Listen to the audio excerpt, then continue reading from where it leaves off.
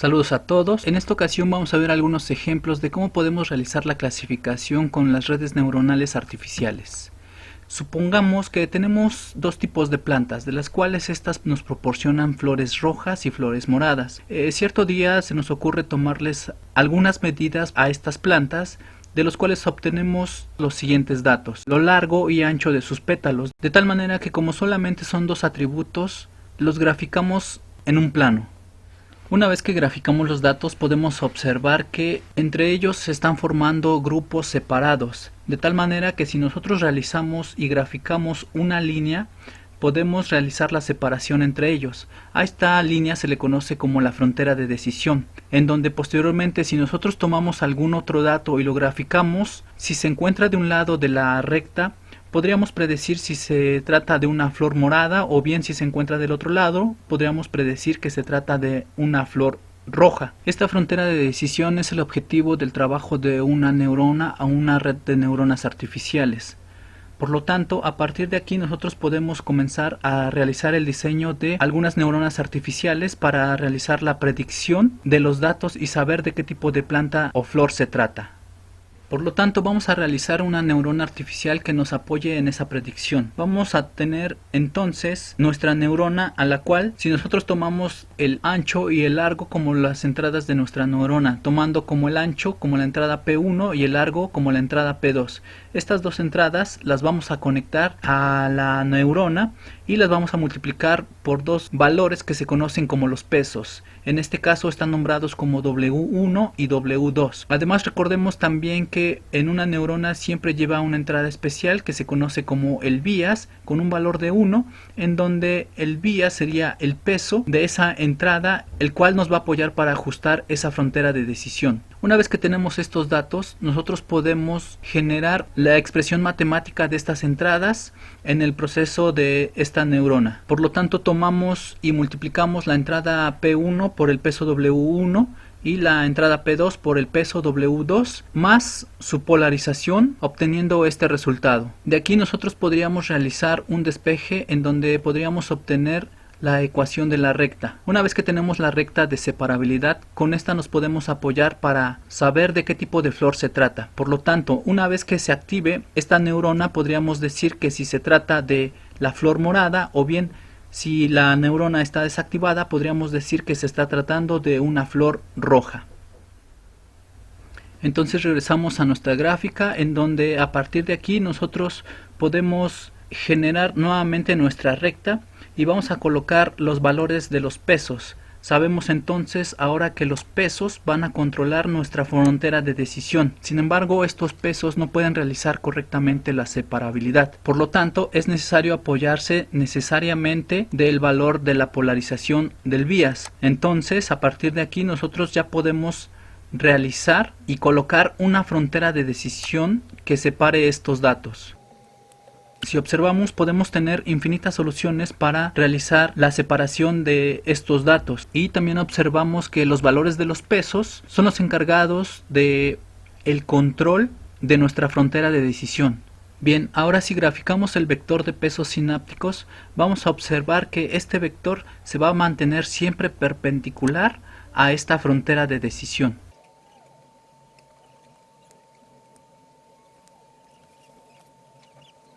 Un dato muy importante es que hacia donde apunta el vector de los pesos sinápticos es hacia donde se estaría activando nuestra neurona artificial. Otra cosa importante es que este tipo de entrenamiento para la neurona solamente se podría realizar cuando tenemos solamente dos entradas, o lo podemos graficar en un plano de 2 dimensiones o posiblemente hasta en 3 dimensiones. Sin embargo, si nosotros tenemos más de 2 dimensiones o 3 dimensiones, ya no sería posible visualizarlo.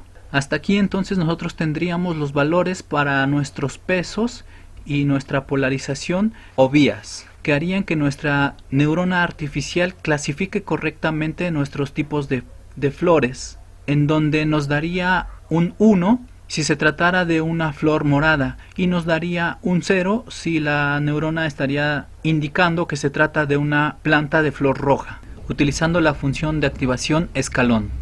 Por lo tanto, este es el objetivo del entrenamiento de las redes neuronales: encontrar los valores de los pesos y el bias que hacen que proporcionen una frontera de decisión para separar los datos.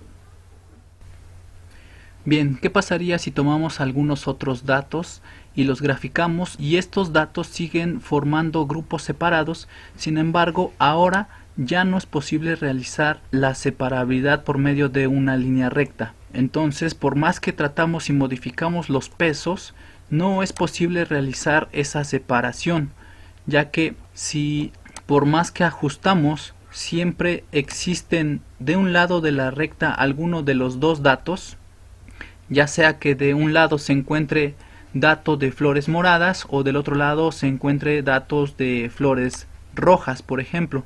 Por lo tanto, aquí tenemos que apoyarnos de algún otro método y algún otro diseño para una red neuronal que nos permita predecir de qué tipo de flor se trata.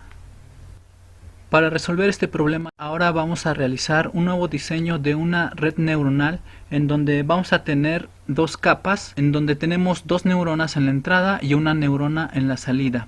Tomamos entonces los datos de entrada, conocidos como P1 y P2. Recordemos que estos son el largo y el ancho de los pétalos de nuestra flor, y esto los conectamos a nuestras primeras neuronas de nuestra primera capa, en donde vamos a tener para la primera neurona conectados las dos entradas con los pesos W11 y W12, y para la segunda neurona vamos a tener nuevamente las dos entradas conectadas con los dos pesos ahora nombrados como W21 y W22. Agregamos también los pesos para la polarización de nuestras neuronas y de esta manera nosotros tendríamos conformada nuestra primer capa. Ahora, la salida de esta primer capa vamos a ingresarla a la entrada de la segunda capa de la tercera neurona, en donde tomamos la salida de A1 y la conectamos a la tercera neurona. De la misma manera tomamos la salida de A2 y la conectamos a nuestra neurona. Agregamos las variables para nuestros pesos. En este caso van a ser nombradas como W31 y W32, conformando de esta manera nuestra red neuronal. Para la expresión matemática de la primera capa, nosotros tendríamos para la salida de cada una de estas neuronas la sumatoria del producto de las entradas por nuestros pesos más el bias de cada neurona. Y para la salida de la tercera neurona nosotros tendríamos la siguiente expresión, en donde ahora las entradas son las salidas de la capa anterior multiplicada por cada uno de sus pesos más el bias. Para poder solucionar este problema es necesario apoyarnos ahora de las funciones tangencial y logarítmica, que son las que nos van a poder proporcionar la curva para realizar esa frontera de decisión. Por lo tanto, vamos a observar cómo trabajan estas dos funciones. Aquí podemos observar cuál es el comportamiento de nuestra función logarítmica sigmoidal cuando se varían sus valores. Estos serían el cambio de los valores de los pesos y este sería el cambio de los valores de las polarizaciones o el bias. Y este es el comportamiento de la función tangente hiperbólica cuando se varían los valores de los pesos y cuando se varía la polarización o el bias. En esta ocasión, para realizar la predicción de datos, voy a utilizar la función tangencial hiperbólica, que es esta que se encuentra arriba, la cual estaría colocada aquí y evaluando en los valores de n. Veamos cómo funciona. Bien, ya tenemos nuestra gráfica con todos los valores de nuestros pesos, nuestros bias, en donde verificamos que si nosotros realizamos algún cambio en estos valores se va modificando nuestra gráfica, de tal manera que ahora tenemos que ajustar los valores de los pesos sinápticos para que nuestra red neuronal pueda separar correctamente esas dos clases.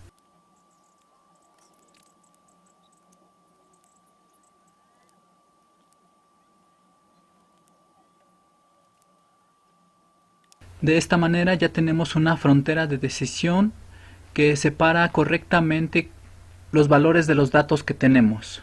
De la misma manera podríamos decir que existen infinitas soluciones para realizar la predicción o separación de estos datos. Sin embargo, para realizarlo también nos podemos apoyar de los algoritmos que existen para el entrenamiento de las redes neuronales. Bien, una vez que ya tenemos nuestra frontera de decisión y la separación de las clases, podríamos predecir que cualquier flor que se encuentre o cualquier dato que se encuentre de este lado de la línea va a corresponder a las flores moradas, y cualquier otro dato que se encuentre por debajo de esta curva va a corresponder a las flores rojas. Entonces este es el arreglo de neuronas artificiales que nos va a permitir clasificar una vez que se observó que no se podían separar por medio de una línea recta, utilizando la función tangente hiperbólica en la salida de la primera capa.